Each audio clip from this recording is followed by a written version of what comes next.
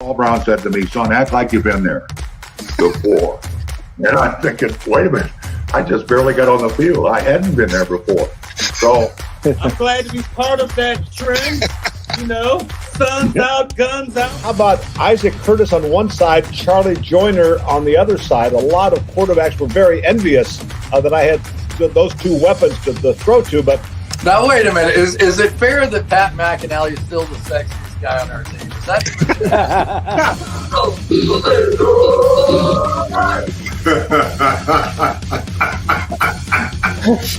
you got me there. You got me good. Donald, how you gonna be in that video not represent with a chain? Your tango, man. I got mine on. I'm ready to go. Oh, that's great. That's priceless. There are two guys that I think it's a travesty that are not in that Hall of Fame. Ken Riley and Ken Anderson. Yeah, sure. Let's put the backdrop on, Jamie. See if Marissa's okay with it. Yeah, I got her backdrop. Starting the Canadian fan club up here for you. That is so funny. My last touchdown, and that's what Joe Burrow's going to end up like if they don't start protecting his ass. It's going to be the next David Klingler, David Klingler stuff. There's no Spanish-speaking people here, very few. So we, fast forward, we go to the Super Bowl in Miami, and the word was the Bengals have two big Mexican offensive linemen. They don't know how to speak Spanish. So I got down there and started doing these interviews in Spanish, and they're like, "Wait, we heard you don't speak Spanish."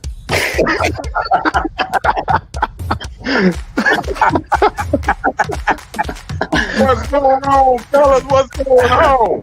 But I got on the plane one day in an all-red Suge Knight suit. And boy, Joe Walters and the linemen, they destroyed me. I thought for sure I was so clean. I had some gaiters on, all red suit on. I was Suge Knight. They roasted me. The head coach was the pain in the butt. The Jerry Glenn, he would thought he was. If you didn't know who he was, he walked out there like he owned his state. And I always say, if I could get a chance to hit him on the sideline, I would. I'm tackling your ass, Pete. I'm shoestring low on you. But I got to tell you, you have been stepped on, son. You would have had cliques everywhere. Well, I'm proud to be a Bengal. Yes, I'm proud to be a Bengal. Always been. I got nothing from you guys. Welcome, everybody, to free agency edition of Talking Football with Bengals. James, we've got James back. We hope to get Jamie back here soon. But, guys, what a great week in free agency. Guys, I am downtown at a Taglio Bar and Pizzeria. Got some lighting issues, as you can see. But, man, what a great week, guys. What an unbelievable week in free agency. You sound good, Jimmy, despite being in a broom closet. It's good to see. It's good to be back. Hopefully Jamie will be back next week. And, man, it's been a busy week as free agency's kicked off, as you said, Jimmy, and a lot to be excited about. Don't you think, Tom? A lot to be excited about. We talked about when we were setting up the offseason, what if the Bengals front office has a offseason this season like they did last season? And they I think, exceeded every dream. They've checked off every box that the team needs to go forward, and I have a feeling they're not done. So good times are ahead for Bengal fans. Yep. Well, guys, let's see. We got Dan Hoard coming on about 8:15. We have Leslie Eiler coming on here in about 5 minutes to talk about the fundraising we did, and we're going to do our duck race to announce the winner of the Tyler Boyd autographed jersey. But before we get to that real quick, guys, a couple events going on. I know tonight from 9 to 2 a.m. Yes, 2 a.m. Gary Faulkner and I are going to be bartending at Clutch, which is down and over the Rhine. I'm like just a block away.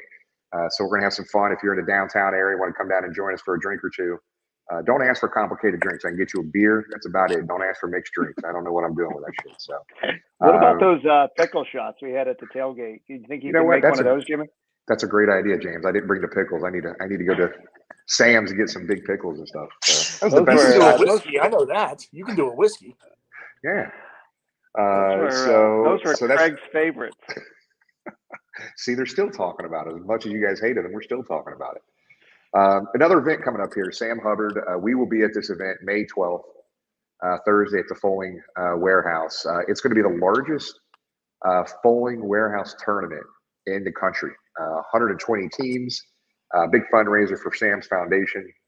But it's going to be a lot of fun. There is going to be a lot of former players, and I was told a pretty good handful of current players at that event as well. So, yeah, Chuck, I'll be up till no, I'm not. I'm going to be there from like 9 to 11. I'm not staying until 2, Chuck.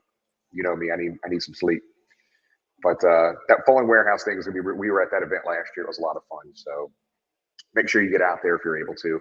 There's links on Sam's page, the foundation's page, and Sam's page if you want a link. You can either participate in a tournament, or you can actually just pay just to get in for $25. Food and drink and all kinds of stuff there. Aren't you like in a Foaling league, Jimmy?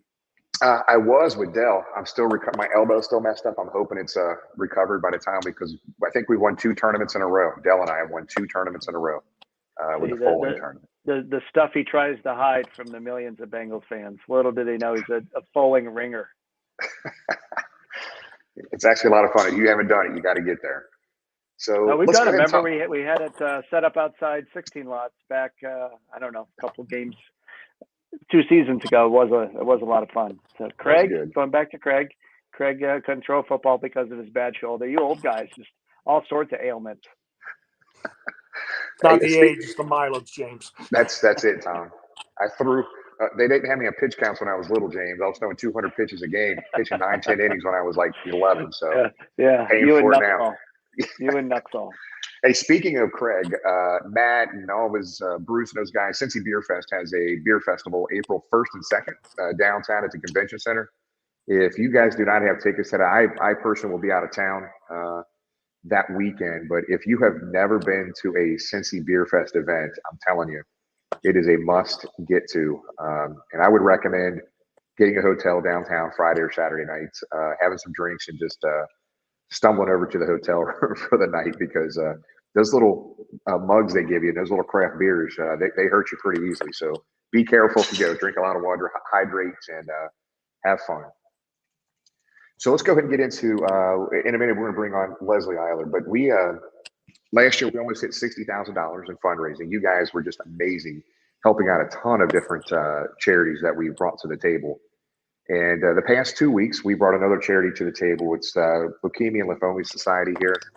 And you guys raised over $3,000 in a 2-week period. So that's a pretty good run, guys, for 2 weeks. So we started off our new fundraising campaign this year. Over $3,000 you guys raised. And we're going to bring on Leslie Eiler here, James. And let's see. Leslie, how you doing? Can you hear us? I can hear you. Hi. All right, Leslie. All right. So Leslie, we're doing this because you and I talked months ago about this fundraiser and how it personally affects you and millions of other people across the country. Tell us a little bit about your story and what we're doing here. Okay. Yeah, I appreciate everyone contributing to my Leukemia and Lymphoma Society Woman of the Year campaign.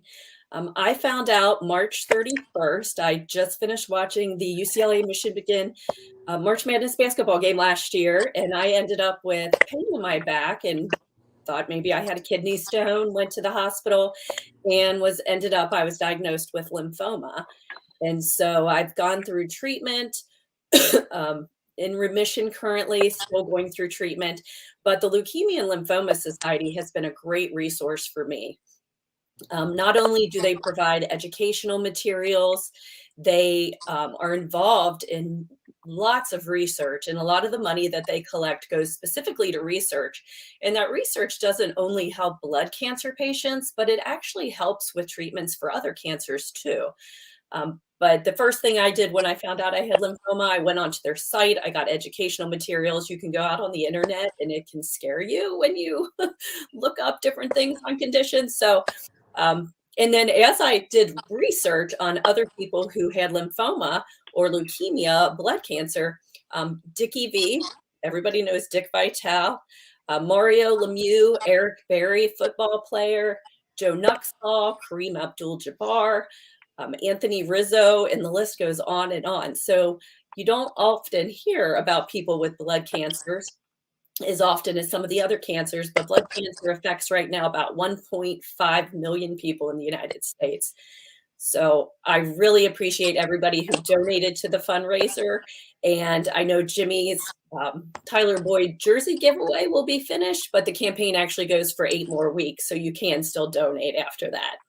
Yeah. So Leslie, we appreciate it. And I just kind of a personal note for me. I've known Leslie for a really long time. We work together, not in the same office, but we do business together through her company and my company. And it's I didn't realize how many people this awful disease affected until Leslie and I started talking about this a while ago. So, Leslie, we appreciate it. I know you're in remission right now. You're still fighting this damn thing. So we're happy for you, girl. You're in our prayers every day. So thank you. So let's go ahead, James. We have a ton of names we're going to do our first duck race this year. So this is for the winner here, gets the Tyler Boyd jersey. And I think James will get it started, but Tom's going to be our duck caller again, like he was last year. So, Tom, you got it, brother. Ready to go at the 275 bridge. Let's go. And they're off. Slow breaking out of the gate, but there we go. They're still kind of clustered all beginning. Got the regular standard duck with a nose out ahead, which is not something you want. You never want to be in the lead early. It's a little choppy. The river's a little choppy, Tom, right? It is very choppy. As you can tell, the ducks as they paddle. It takes about 2 paddles to get any distance. But here they come. Here comes. Looks like is that our old friend COVID duck? It is out in front by a bill, and they come around. Past the marinas, and Eileen O'Toole's duck has stayed strong from the beginning. Yeah. Just as you say that. Now she's fading, going out past the Montgomery Inn Boathouse. Down the stretch they come for the finish line of Paul Brown Stadium, and it's Ugly Purple Duck. Ugly Purple Duck is the winner, and the winner of a Tyler Boyd jersey, but the real winner is the research and fight against lymphoma. But congratulations to Anthony. Yeah, so Anthony's a diehard Bengals fan. Him and his family from upstate New York. So I know they're really. I know that jersey will be. The girls in the family will be fighting for that jersey. I guarantee you. Dad's gonna have to give that up. So out of nowhere. Leslie, we appreciate it. Thank you so much. And just like everybody said, I'll send another link out and post it. If you guys want to continue to help Leslie through this campaign, we'll make sure we continue to share that, Leslie. We'll make sure we keep helping you out. Excellent. Thank you guys so much. I appreciate it. All right. Thanks, Leslie. We'll talk to you later. Good day, guys. Thank you. Bye.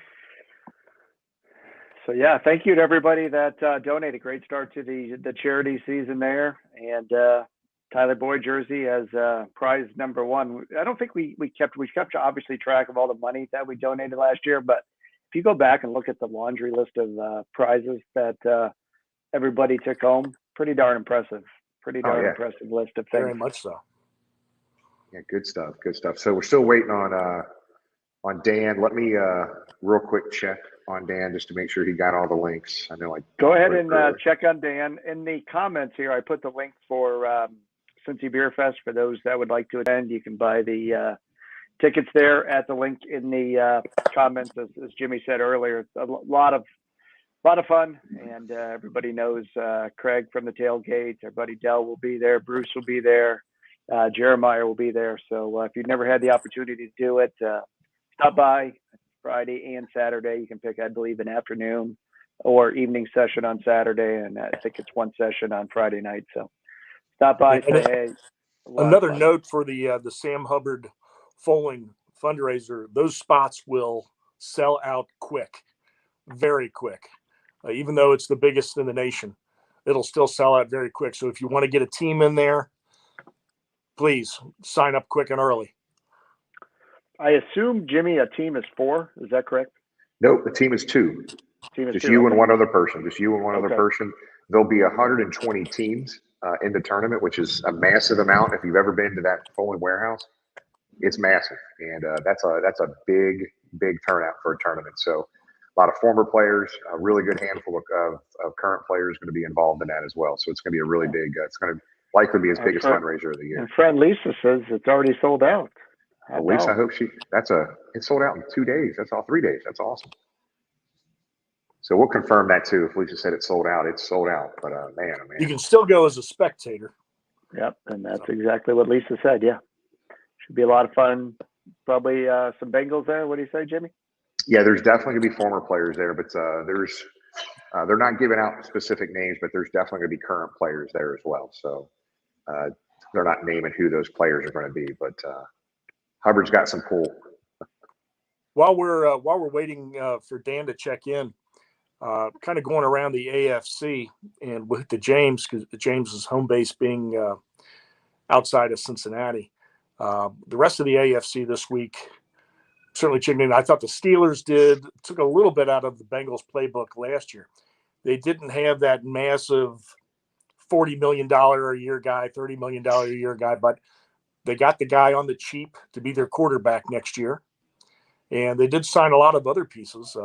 James Daniels, a lineman who a lot of people had linked to the Bengals.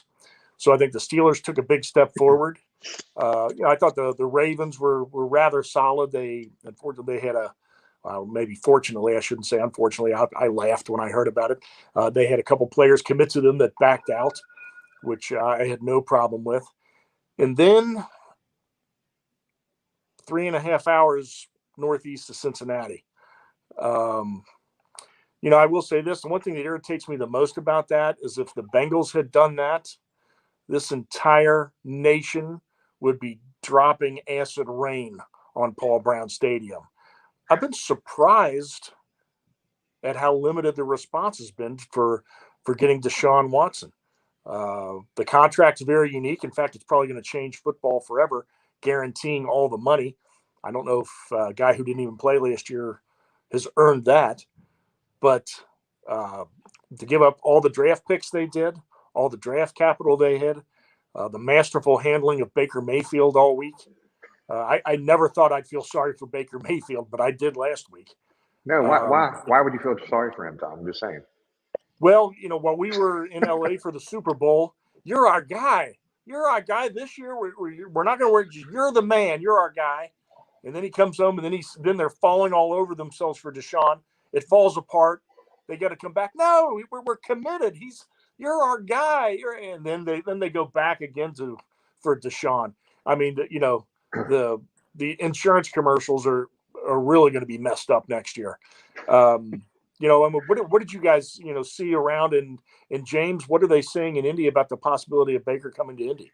Yeah, they're the fans I've talked to want no part of Baker, but then again, they really don't know what they want. So we know Baker will find a landing spot. We also heard Seattle as well. You talk to the Indy fans; they don't want Garoppolo, who's another potential name. So all over the place.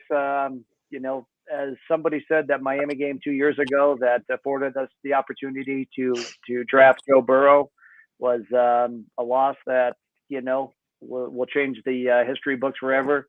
We're happy where we're at. We have the best quarterback in the AFC North, NFL. Say what you will, but it's AFC North got better.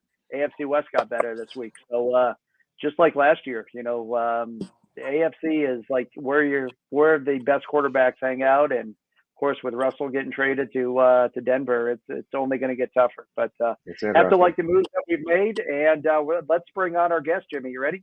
Yeah, let's go. Dan, what's up, big dog? How you doing? Dan? What's up, fellas? How you doing? Thanks for having me on again. Thanks for coming. What a week, Dan. What a week. What a week to have you on, too, to talk about this. But I think James has a little surprise for you before we get going on some Bengals talk. Surprises scare me. We want to jump right into It's these Syracuse guys, man. Yeah, come on, Syracuse. Telepathy or something. I don't even know where this came about, but there was a Syracuse page, and they were very smitten of you, the opportunity to announce UC in the Final Four and then the Bengals in the Super Bowl. And they said, we've looked back in the archives, and we found this video of Dan. So I'm going to play it real quick, and you can tell me what you remember from this day.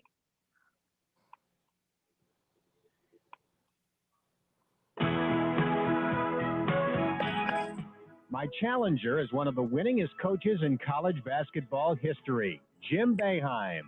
Well, this week the Dare Dan Challenge has come to Manley Fieldhouse, where, yes, I am coaching against Coach Boeheim. We have two teams here, one from Blessed Sacrament, the other from Our Lady of Pompeii. And Coach, you've matched wits with Dean Smith, Bobby Knight, Mike Krzyzewski, etc. Dan Hoard. I really sunk to the lowest level I think you can get to in college coaching now, and there's no place to go but up from here. All right, an explanation? Tell us about it. Tell us All right, when I was a sports reporter anchor at WTVH in Syracuse, New York, the CBS affiliate, I started doing something called the Dare Dan Challenge, where every week I would accept a challenge from a viewer to compete against him, her, or them in their sport game of.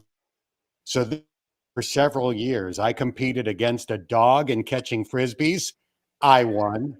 I competed against a senior citizen home in Simon Says. I knocked off like 25 80-year-olds, but 3 old ladies like Ethel, Gertrude, and Bethel or something like that beat me. But Coach Boeheim, that was the last one that I did. So just before I moved from Syracuse to Cincinnati to start working here, this segment had become very popular. We had T-shirts, the whole thing. And we wanted to end the segment with something special. So I competed against Coach Boeheim in coaching. I don't even remember how old the girls were, 6th graders, maybe 6th grade girls basketball teams. His team won, unfortunately. So I ended with a defeat, and he will forever have bragging rights in defeating my coaching ability with 6th grade girls basketball. Perfect segue as we're in the middle of March Madness. Unfortunately, Syracuse isn't there, but let's turn the page to something brighter, and that's the Bengals this week. Go ahead, Jimmy. Yeah, so Dan, I mean, I don't even know where to start. I think what I want to do is just pull up a picture of 4 of our free agent signings and just kind of talk about them. But I guess let's go ahead and start here. Obviously, it's been a significant focus in the offseason for the offensive line. And this picture right here, Dan, is stuck in my head, and I think it's stuck in every fan's head and the front office, Duke Tobin, Mike Brown, Katie, Troy, Elizabeth, everybody. Thus the reason we're seeing what we're seeing here. But they're obviously this is the 3rd year in a row. They're just absolutely killing it right now in free agency. So let's talk about some of these guys they've signed and just kind of get your take what you think might happen here the rest of free agency. But let's talk about some of the offensive line we signed here. Ted Karras. Well, yeah, Ted Karras is the old man of the group, and he's 29 years old. So that's really one of the things I love most about these signings. These are not guys on the back nine that they're getting at the tail end of their career for a year, maybe 2 years. These are all young men in their prime.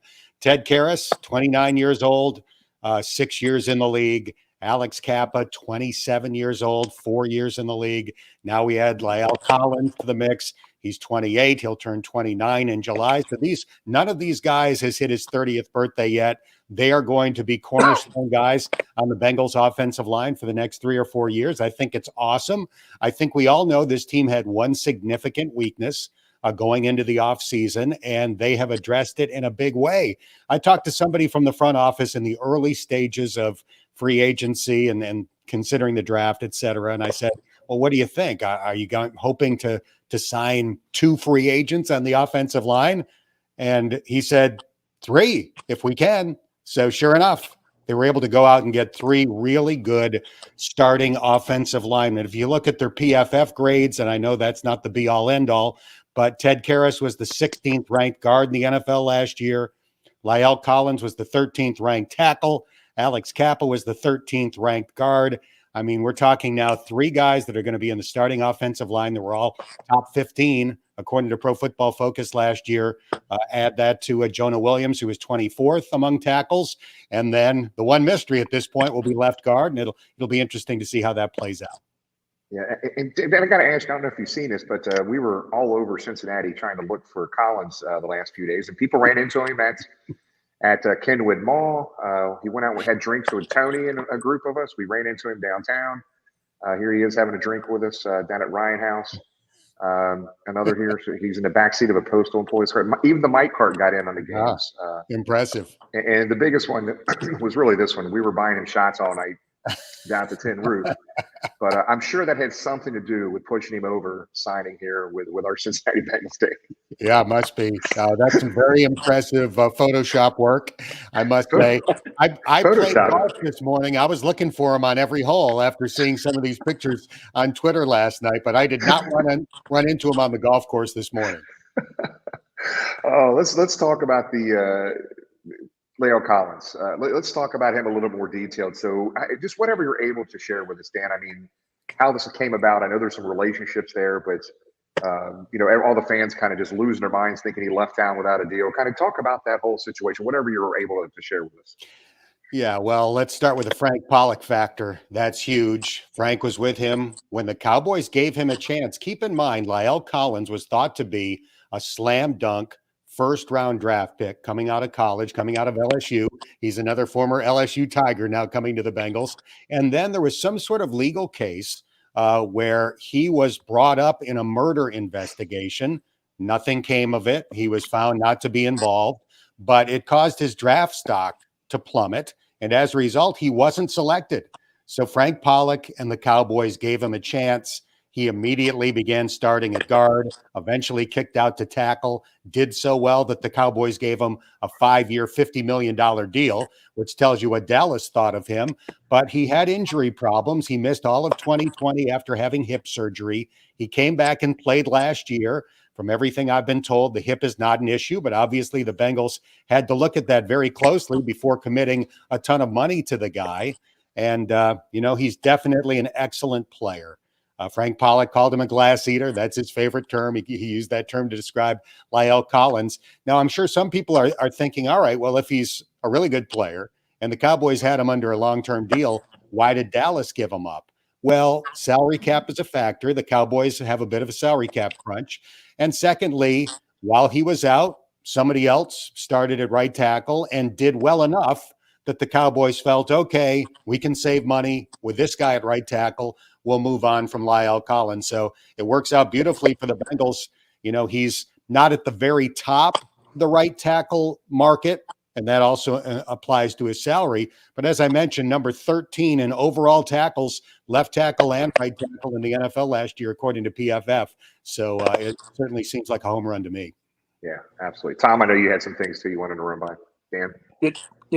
Dan, everybody in this town, Joe Burrow's like their kid brother. We all want to protect him.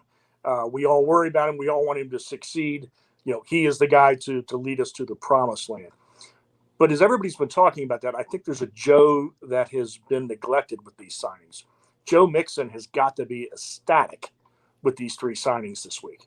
Yeah, that's a great point. And if you look even more closely at Lyle Collins and his PFF numbers, he really stands out as a run blocker. Fine as a pass protector, but great as a run blocker. So that will definitely help. Alex Kappa has the same reputation at right guard. So I think running right ought to be a bonanza behind the new guys on the right side of the offensive line. But, it helps everybody. It helps Joe Burrow. It helps all of the skill position talent. Just think of, you showed that screen grab from the final offensive play of the Super Bowl where, Jamar Chase would have been wide open running deep because Jalen Ramsey fell down. Well, think of all of those 7 sacks in the Super Bowl. If Joe Burrow isn't hit on those 7 plays and gets rid of the ball, he's probably going to complete 5 of those passes, 6 of those passes.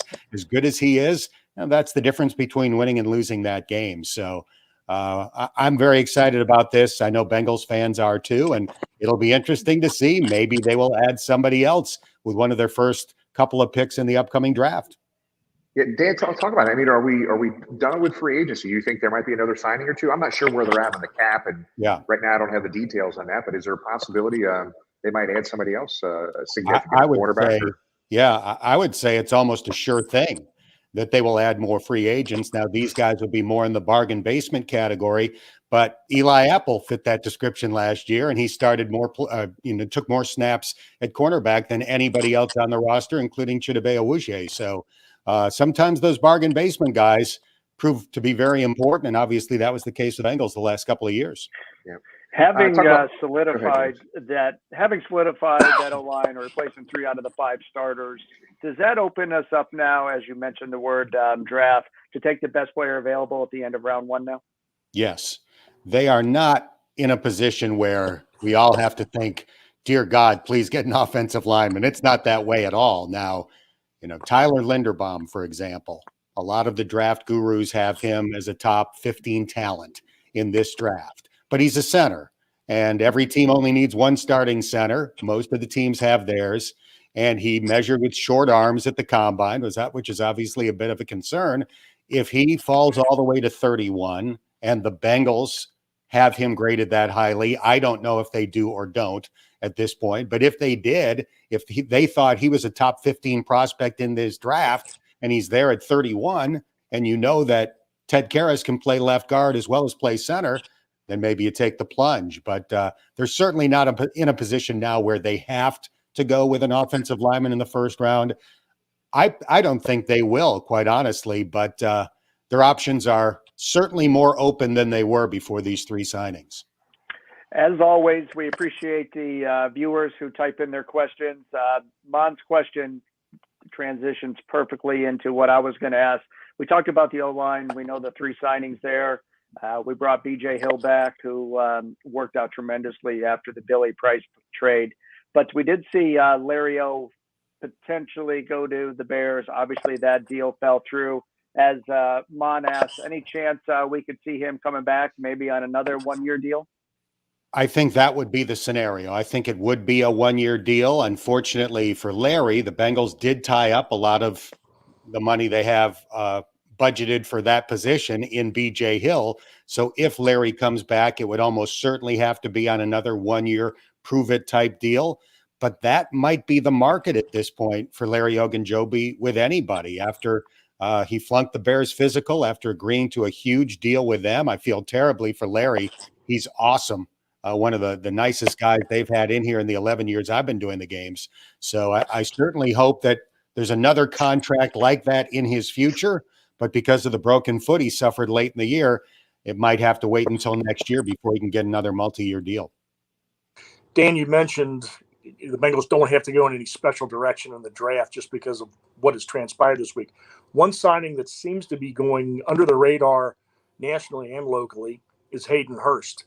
God love CJ Uzama, an all-time Bengal favorite, and we all know an all-time great Bengal guy. We all wish him the best. But Hayden Hurst might be a step up in terms of a pass receiver, being able to stretch the field, stretch that middle, and another big toy for Joe Burrow to play with. Yeah, think of it this way. CJ was awesome this year. I think we all love the production that he provided and what he did for the offense. But here were his numbers this year: 49 catches, 493 yards, 5 touchdowns. That's good. Hayden Hurst 2 years ago had 7 more catches for roughly 80 more yards and 1 more touchdown. So I think Hayden Hurst can certainly produce similar numbers to what CJ Uzama had this year. And he's a better all-around athlete. I mean, he was the 25th pick in the draft for a reason. This guy's got some serious athletic talent. He was blocked a bit in Baltimore by Mark Andrews. Then, obviously, Kyle Pitts was drafted by the Falcons last year, and that knocked him down a rung on the totem pole. But I think he does give the Bengals a legitimate downfield weapon at tight end. And, in a one-year prove-it deal for him. So I'm sure he's looking at this as an opportunity with Joe Burrow throwing him the ball and this new rebuilt offensive line protecting Joe. He might be able to put up some serious numbers and earn himself a huge deal going forward. Yeah, that's crazy. So there's a lot of viewer questions in here, Dan. I'm going to go ahead and just throw a couple of them up here, but a lot of Bearcats and Bengals type stuff here. These two kind of tie together here. Any possibility of the Bengals drafting any Bearcats if they fall? Yeah, I would say that the only one they have no chance of getting is Sauce Gardner, because he's going to be a top 10 pick. He might be the first corner taken in this draft. If he's not the first, he'll be one of the top 2 along with Stingley from LSU. So he's the only guy that the Bengals won't have any chance of getting. Now, I don't see them taking Desmond Ridder. They don't have a need at that position, obviously. But after that, absolutely. Kobe Bryant, was the Jim Thorpe Award winner this year as the best cornerback in college football, even though he was on the same team as Sauce Gardner, which is amazing. Kobe can definitely play in the NFL. I don't know that he's a guy that you would pencil in as a starter from day one, but I'd love to have him as a depth guy at corner. Myjai Sanders has potential to be an excellent edge rusher. He was a bit of a disappointment at the combine because he lost a bunch of weight. He got sick and he was down to like 225 pounds. He played at 240 to 250 at UC and has some tremendous talent. Alec Pierce tested off the charts at the combine. He ran a 4.4 something 40. Great physical wide receiver that could definitely help the Bengals or any other NFL team. So, yeah, they're pretty much anybody but Sauce Gardner or Desmond Ridder. I'd love to see him wind up in the later rounds with Cincinnati. Pretty cool. We have another one here, too. We're hearing all kinds of rumors now. I know you can't go into any detail, but just thoughts on Gilmore. Yeah, I would say that one is no longer a realistic possibility. If they hadn't worked out something with La'el Collins and elected to more of a level right tackle free agent and had more money available, then maybe Gilmore would have been a possibility. But I think the money that they're now giving to Collins and the other two offensive linemen probably makes it unlikely that Stephon Gilmore will wind up in Cincinnati. I do think there's a chance they'll sign a corner. I just don't think it'll be somebody that close to the top of the pay scale. Yeah. I guess this kind of ties into this question here, Dan. Obviously, everybody's talking about Quentin Spain at left guard spot. And how does it fit? Is there a possibility Quentin comes back? Maybe a possibility. It doesn't seem like a likely one to me at this point. I think whether it's somebody they draft or some of the young guys they have, that's the more likely scenario at left guard. They certainly haven't given up on Jackson Carman. I think they're probably excited about the possibility of at least getting him back to his normal side, since he played left tackle at Clemson for 3 years, played that in high school. Maybe if he's going to make the transition from tackle to guard in the NFL, at least having him on the side that he played in college will bring out the best in him. So I'm a fan of Jackson Carman. I'm certainly not giving up on him after one NFL season where he was coming back from back surgery. I think there are dozens and dozens of questions about that left guard spot right in the chat. Everybody's asking that about the guard spots. But I'd like to go back on the defensive side of the ball, Dan. I mean, the Bengals the last 2 years prior to this year spent $200 million, whatever it was, on free agents, and a big chunk of that was spent on the defensive side of the ball. And so now you can see them obviously focusing on the offense. But what do you think is going to happen? I mean, we got Eli Apple back, who I know the fans really have ridden him pretty hard, but he actually had a really good year, Dan. So talk about Eli Apple a little bit and him making a new deal with us as well. Yeah, I'm glad he's coming back. By and large, he played well. Nobody else covered Cooper Kupp this year, so expecting him to suddenly, hold him to 2 catches for 18 yards in the Super Bowl or something like that was probably pretty unrealistic. But I thought he was very solid, particularly in the second half of the year. It's a 1-year, $4 million deal, so it's not breaking the bank. They're certainly not committed to him for an extended period of time, but he played well enough to come back, and I'm glad they got that done. I do see corner, though, as a very strong possibility for being their first-round draft pick. They ought to be in the mix to get, the 4th or 5th best corner in this draft. And if there's somebody they really like, I could see that being the move, to try to get, a young corner with speed and talent. If you look at the Bengals' history, normally they draft a corner in the first round every 3 or 4 years. So they're about due for taking someone with one of their first or second draft picks this year. Dan, we were talking about the salary cap before, and something that I myself and other Bengal fans need to keep in mind is, and we're already seeing a little of this come out, is probably after this coming year, there's a quarterback we're going to try and sign for a very long period of time. Should everybody remain calm if there's a reasonable pad in the salary cap this year that can be carried over immediately for next year? Just as for instance, we signed number 9 to a very long-term deal that, he deserves, and we all want him here. Yeah, that's going to happen. I don't think there's any question that as soon as they're allowed to do that, they will do that, which would be at the end of his 3rd year. So I think that's going to happen. I don't think, though, that they're saving money in order to budget for Joe Burrow. The cap is going to go up. The Bengals been very prudent with the way that they've managed their cap over the years. Basically, they like to spend the full amount, but not kick the can down the road. So they get into situations where they can't add to the roster. They try to be in the position that they've been in this year and the last few, where they've got enough money to improve the roster. But, unlike some teams, don't have to get rid of a bunch of guys in order to do it. Now, the Burrow contract is going to change the math, obviously. If you look at the best quarterbacks in the NFL, they get about 20% of the team's overall cap. So that's going to make it more difficult to keep some guys going forward. But, it's well worth that problem, obviously, to have a quarterback like Joe Burrow. And I think Joe will be smart about it as well. When you look at the deal that Patrick Mahomes signed, for example, it's a ton of money. They tried to structure it in a way that it wouldn't prevent the Chiefs from being able to add players. And obviously they have been able to since he signed his extension. So I would expect the Bengals and Burrow to be able to work out something similar to that. Dan, if we could touch on the Super Bowl, for those fans that went out there despite the outcome, great weather, good time. The party Saturday night was a lot of fun. And this ties into Augie's question from New York. Is there a particular experience you can share from the Super Bowl, maybe a favorite memory from LA back in February? I've been getting this question a lot, and I talked to Jim about this actually the other day. We saw each other at a luncheon earlier this week.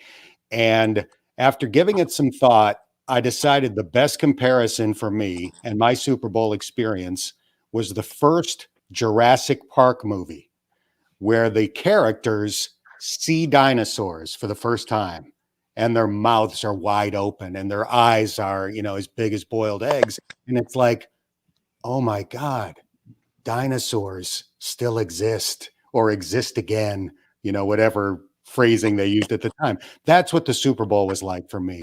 It's like, oh my God, we're at the Super Bowl. Our Bengals are in the Super Bowl, and I've got a chance to broadcast it, which was, the ultimate experience for me in this business. So for me, it was like the first Jurassic Park. Dinosaurs exist. And fortunately, there have been multiple sequels to Jurassic Park, and I think that will be the case for the Bengals. I'm very confident. I don't know if it'll happen this coming year. It's hard to go back to back, but I do think in the Burrow era, there will be multiple Super Bowl experiences. And, I think we all look forward to getting back as quickly as possible. Yeah. Hey, got another one here. I think this is a good question by Jim here. Let's talk about Trey Waynes. We're probably going to be seeing him cut here at some point soon, I would think, right? Yes. I would be shocked if that's not the case. The money for the production just hasn't been there due to injury. So they've got an opportunity to open up a big chunk of the cap by making that move, and I expect that they will.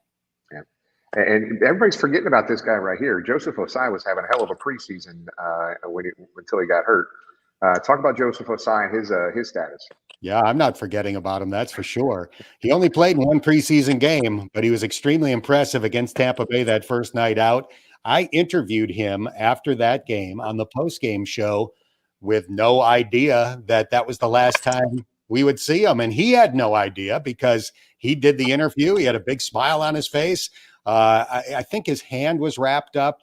And in the immediate aftermath, when we started to hear, there might be an injury for Joseph Osai, we thought it was the hand or the wrist or something like that. And then obviously it turned out to be the knee. So it was kind of a strange situation, but I saw him regularly during this season at Paul Brown Stadium. He was coming in for rehab and for checkups and so forth, and, had a big smile on his face and seemed like everything was coming along well, and he was looking forward to getting back. So when people talk about, things that the Bengals might be looking to add in the draft, and a lot of people bring up edge rusher, you can never have too many, that's for sure. But they've got a very talented one coming back in Joseph Osai. Yeah, big time. So the most important question of the night, Dan, how's your Final Four in your brackets right now? You still good? My final four teams are still alive, so that's good.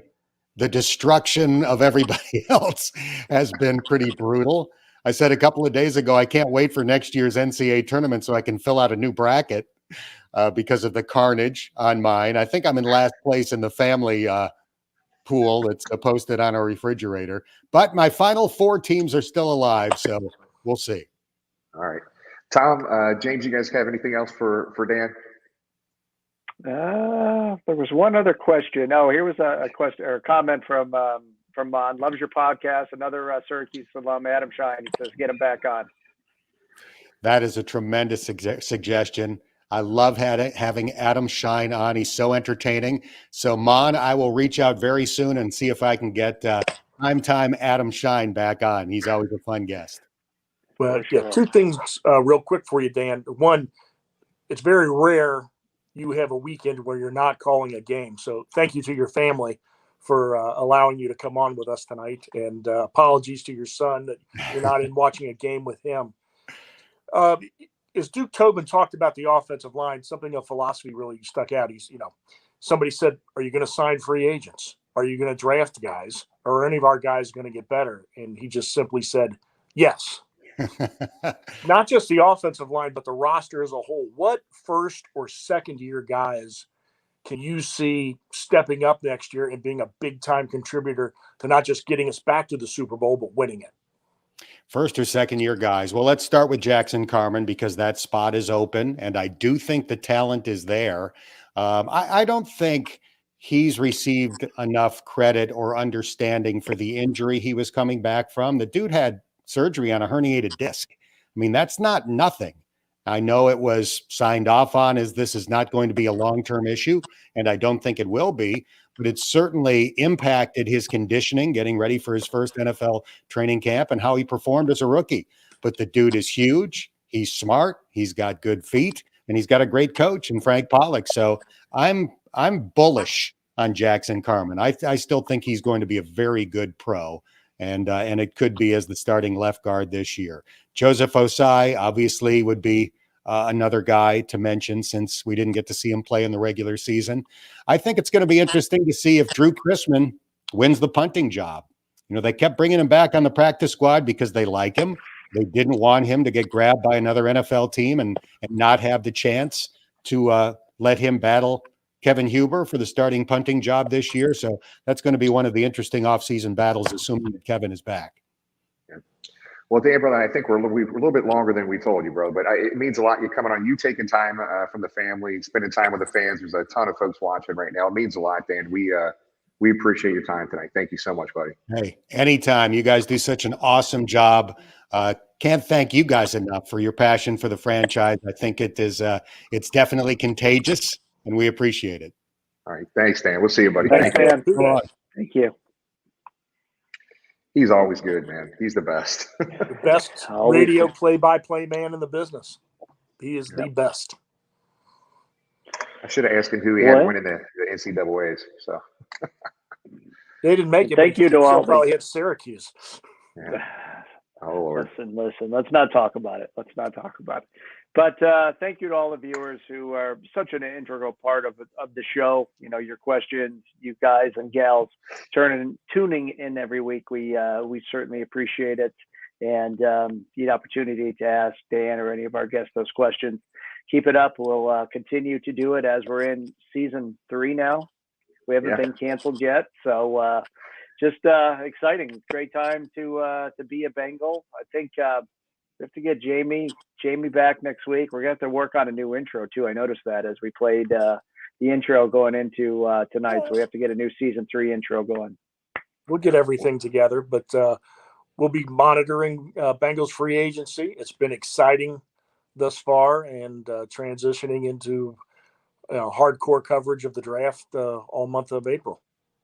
Yeah, Peter makes a good point here. If you're watching on